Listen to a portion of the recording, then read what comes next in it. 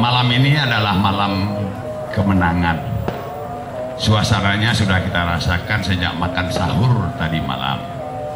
Sejak siang hari tadi banyak rekan saya yang tidak sempat sahur pun semuanya hidup mati untuk puasa yang terakhir. Inilah malam kemenangan dan kita mengharapkan fitri kembali. Kita berharap agar amal ibadah kita diterima oleh Allah Subhanahu wa Ta'ala, karena puasa Ramadan adalah ibadah untuk Allah Subhanahu wa Ta'ala.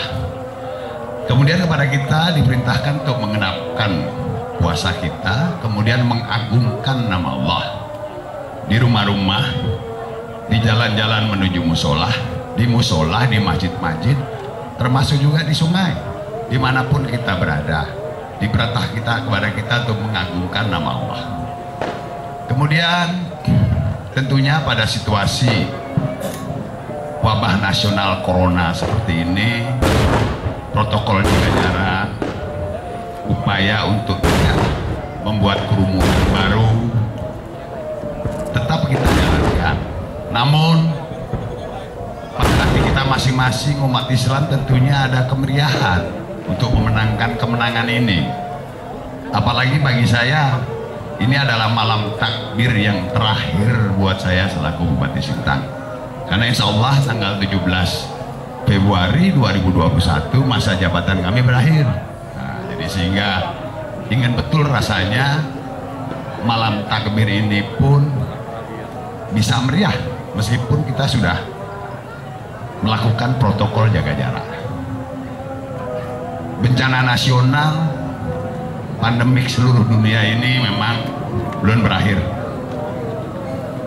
Rusia, Brazil, India, Pakistan, Bangladesh, Indonesia, dan Filipina, serta negara-negara di Amerika Latin, serta negara-negara di Afrika ini sampai puncak pandemi pun belum, ya, sampai puncaknya aja belum.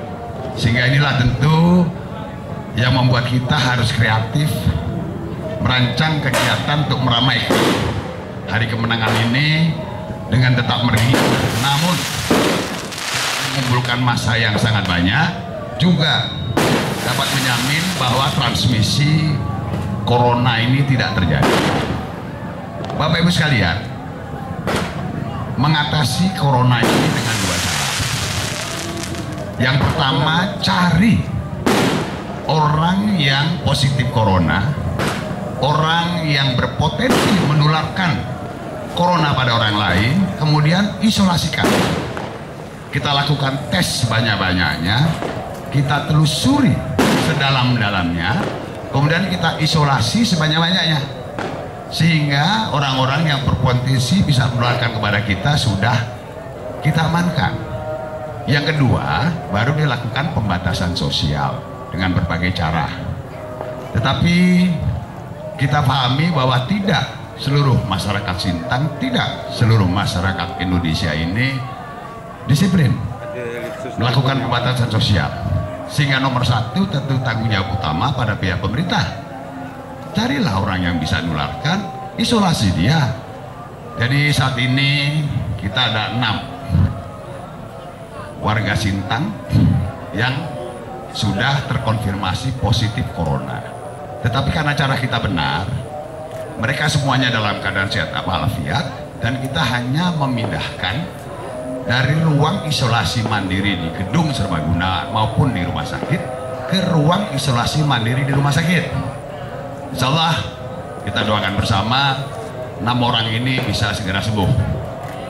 Namun kita juga punya 229 orang tanpa gejala.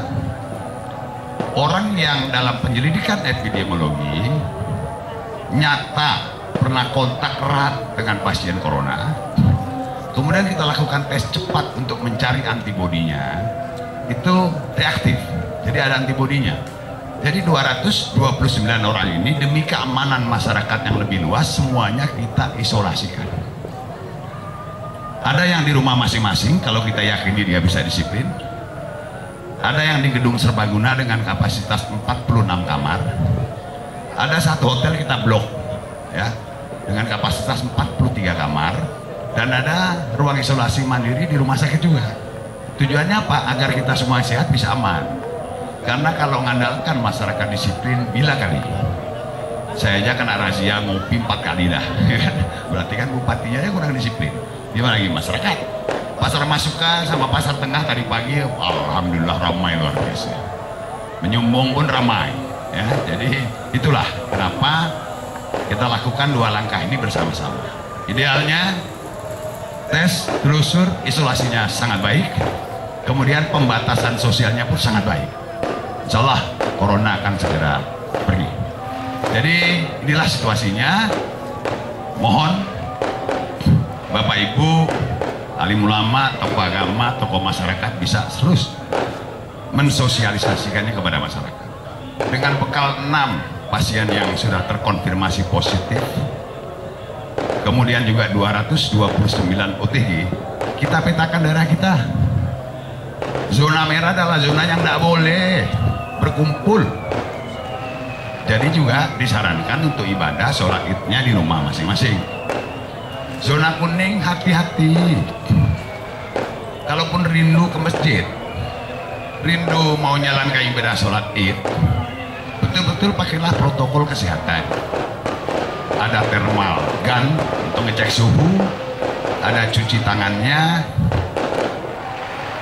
rumah ibadahnya didesinfektasi, kemudian lagi safnya diatur, khutbah dan surah yang dibaca pandai-pandai ya, pendek-pendek ya. Nah, kira-kira demikian, sehingga waktu berkumpulnya tidak terlalu lama.